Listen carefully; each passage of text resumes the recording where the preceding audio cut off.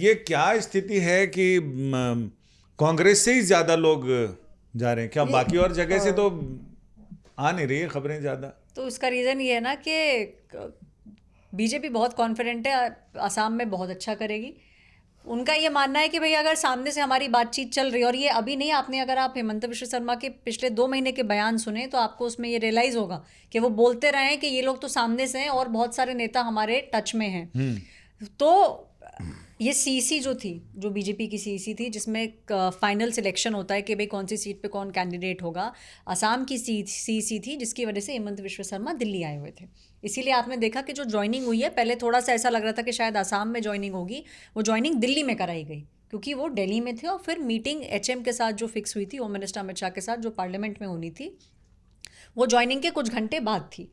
तो हमें दोनों लोग जो है, हेमंत बिश्व शर्मा जी भी और जो जिन्होंने ज्वाइन किया है, वो दोनों लोग पार्लियामेंट के अंदर दिखे थे। और उनका एक ये साफ बात है कि भाई वहाँ पे लोगों को फ्रस्ट्रेशन हो रहा है, बीजेपी का ये कहना है। तो कॉल्स जो आती हैं, जो लोग ज्वाइन करना चाहते हैं, वो सामने से करते हैं।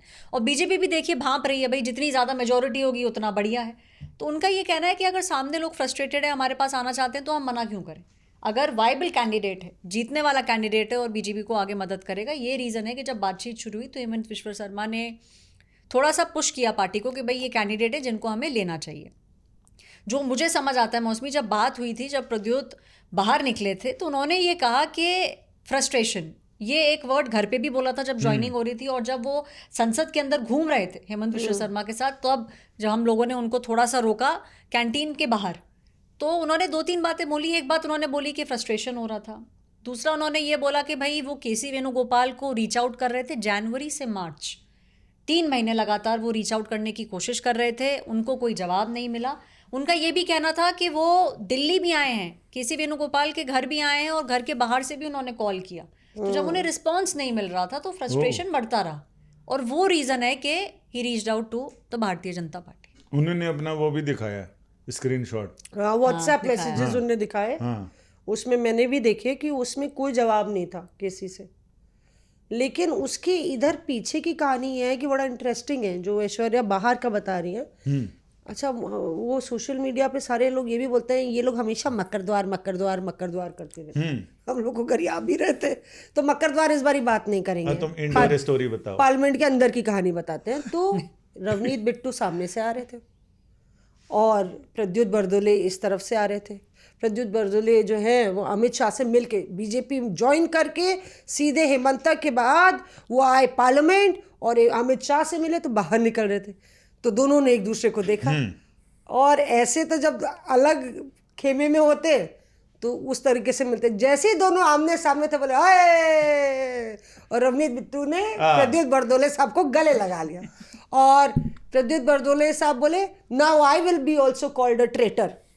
तो राहुल गांधी ने बिट्टू को ट्रेटर बोला था, हियर कम्स द ट्रेटर। तो वो दोनों एक दूसरे से मिले, और जो पीढ़ा है, जैसे कि वो बात है कि हमें एक्सेसिबिलिटी नहीं मिलती है, वो एक कॉमन रोना गाना कह लीजिए या शिकायत कह लीजिए जाने वाले नेताओं की है।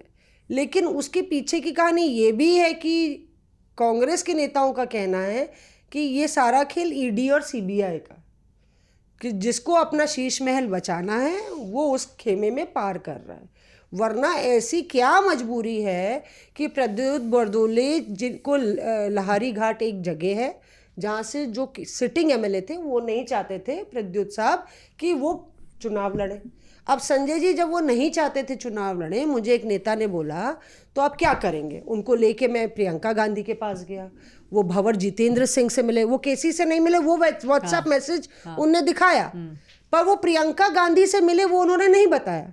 वो प्रियंका गांधी से मिले, भंवर जितेंद्र सिंह से मिले। बोलते हैं उसके बाद 4:30 बजे ईसी होनी है कांग्रेस पार्टी की, उस सीट पर चर्चा होनी है। वो सीट जिसमें आपको 1,35,000 वोट लोकसभा चुनाव में मिले, उस विधायक ने आपको दिलाए, उसका आप विरोध कर रहे हैं। तो वेट करेंगे ना 4:30 बजे का, सुबह सुबह आप हेमंता के साथ पार्टी ज्वाइन कर लेते।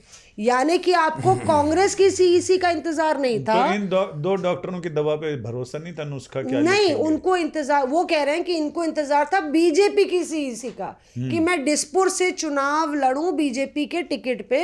तो उनका और राहुल गांधी ने जो सीईसी की मीटिंग हुई 4:30 बजे, उसी दिन जिस दिन प्रद्योत बरदोले संसद में घूम रहे थे, तो राहुल गांधी ने जब सीईसी की बैठक में टिकट्स फाइनलाइज हो रहे थे, तो राहुल गांधी ने बोला he had made up his mind, ये बाकी चीज़ें सब बहाना। एक नेता ने बोला कि राहुल गांधी, हमने कहा चर्चा हुई, इतनी चर्चा तो नहीं हुई, पर राहुल गांधी ने 2 लाइन बोली, he had made up his mind before hand, ये सारी चीज़ें तो बाकी बहाना।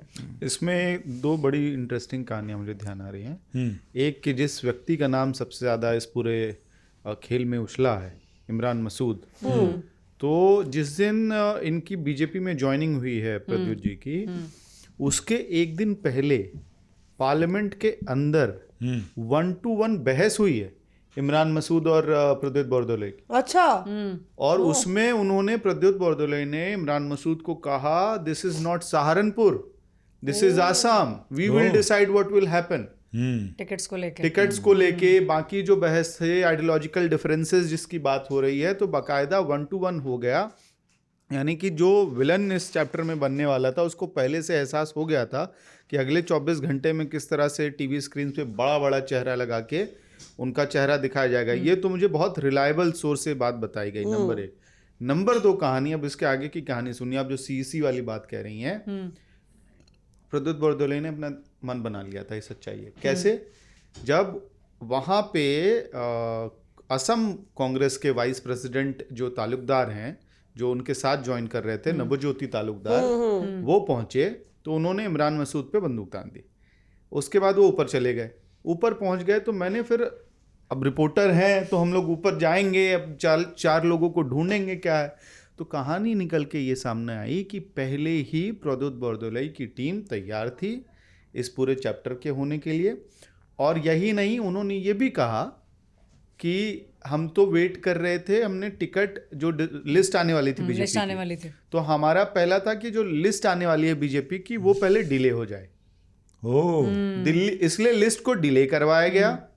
उसके बाद अगले दिन एक रात पहले प्रद्युत बरदोले की मीटिंग हो गई हिमंता बिस्वा शर्मा से, असम के मुख्यमंत्री से। गृह मंत्री जी से उनकी मुलाकात नहीं हो पाई थी, ना डायरेक्ट जो होना था कॉन्वर्सेशन वो नहीं हुआ था। प्लस वो खुद चुनाव लड़ेंगे, सीट ये भी क्लियर हो गया था उस ज्वाइनिंग के पहले ही। तो made up his mind, made up the seat, सब कुछ क्लियर हो गया। उसके बाद अगले दिन सुबह जो हुआ वो सब हमारे सामने, स्क्रीन के सामने था। तो तुरंत निकले वहां से, ज्वाइनिंग हुई। ज्वाइनिंग के बाद पार्लियामेंट आप लोगों के पास पहुंच गए, हैंडओवर हो गया बेटन, और उसके बाद तो लिस्ट में वो वही सीट है जिसकी चर्चा हो रही थी। अमित ये नहीं बता रहे कि ये बाहर खड़े हुए थे, कहाँ खड़े हुए थे ये तो बताओ। मैं तो उनके घर के बाहर खड़ा था। गमला पोस्टिंग में। नहीं, गमला नहीं, उस दिन तो बहुत एक्टिविटी थी। और बीच में हुआ क्या कि वहां, क्योंकि ऊपर से फोन करके कह दिया गया था रिपोर्टर्स अलाउड नहीं है। अच्छा। तो मैंने कहा कि कैमरामैन जो हमारे सबसे जरूरी क्या कहें, हमारी टीम में एलिमेंट हैं, वॉरियर हैं, तलवार जिनके हाथ में होती है, मतलब तलवार हमारे हाथ में होती है, लेके वही आते हैं। मैंने अपनी तलवार यानी कि माइक उनको थमाया और मैं आराम से लिफ्ट से ऊपर गया। हाँ। क्योंकि बाकी सबको रोक लिया जा रहा था, तो मैं गया आराम से कि मैं तो इधर ही ऊपर मेरा है, किसी से मिलने जाना है, आना जाना लगा है। तो मैं सीधे सही फ्लोर पे पहुंचा और सही लोगों के बीच जाके खबर निकाली, सारी खबर अपने हाथ लग गई। और मंत्री पद को लेके भी कुछ कॉन्वर्सेशन उस वक्त तक चल रही थी, जिस बात को लेके उन्होंने कहा अब इससे ज्यादा तो हम नहीं बात कर पाएंगे। Reporters of